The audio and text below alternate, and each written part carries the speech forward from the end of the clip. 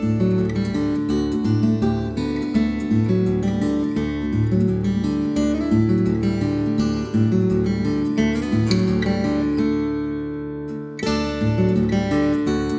here we're at a site, a small family vineyard where we have some gopher problems, and we're going to track a gopher from where he's been to where he's working right now. The idea being that we efficiently place our traps where will be the most effective. You can see that he's been here and moving this way, up here, and then here we have a mound that looks like it could be the newest of mounds.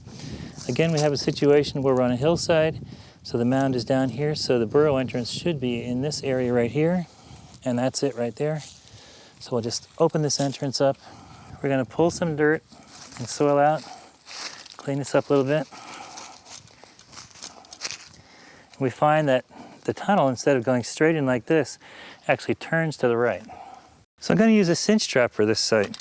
So we'll set this very quickly, and later we'll show you how to set these. We're going to put this cinch trap in this hole to intercept the gopher when he comes back to fill it up. We're going to set it very sensitive, and then when the gopher comes back out, he'll trigger this and we'll catch him right here. And we'll put a flag right here to show us exactly where we're working so we can find our trap again. So you just leave the hole open, you don't have to fill it with dirt. When the burrow entrance is open, the gopher wants to come back and seal it up to protect his home. So by leaving the burrow open, he'll come back and plug it up with dirt. Now when he does, he's going to pass through the jaws of this trap, and he'll get caught right around the neck and he'll have a very painless death. And in that way, we only need one trap because we're directing him directly to the trap, instead of the old way where we use two traps and hope that he'll get caught in the traps accidentally. So we're luring the gopher to us in this situation.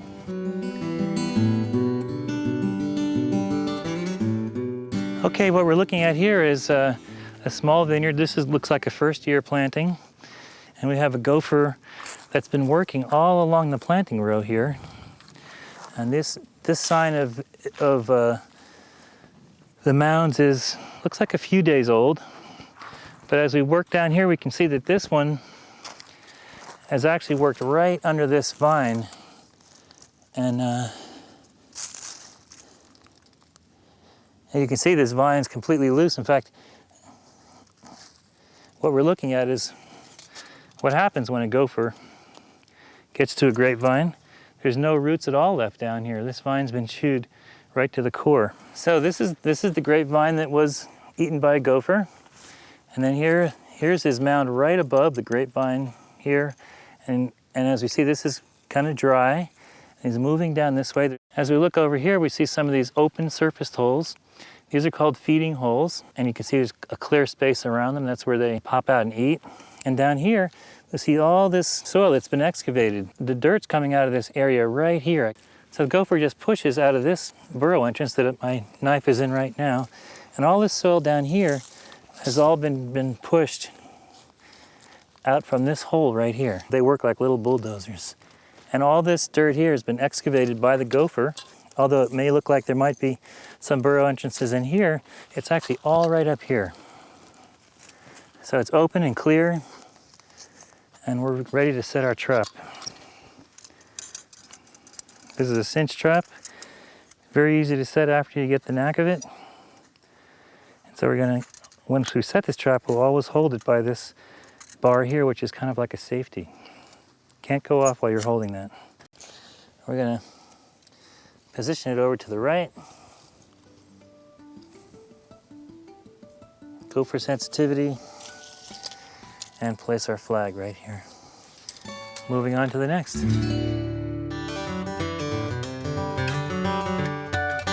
This is another one of our sites from yesterday morning, and this trap, we'll look down here,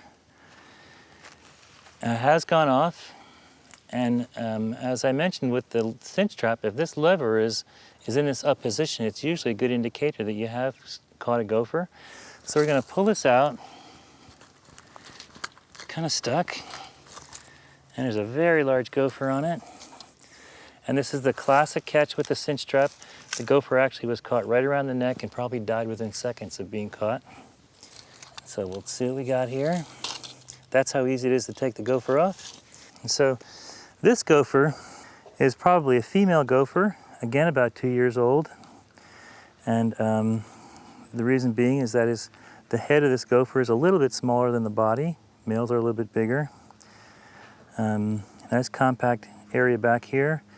And you can see she's got some very sharp claws right here for digging. And her teeth are yellowing, so this is the sign of a little bit mature gopher. And she has these pockets. Let's take a look in here. And her pockets are empty. And so this gopher was just kind of settling in for the winter, and we stopped probably 10 gophers from emerging in the spring. What we need to do is to recycle this gopher into fertility. And so what I do is I like to put them back in the same holes. It discourages other gophers from using this burrow, and this gopher will actually turn into fertilizer in just a matter of days.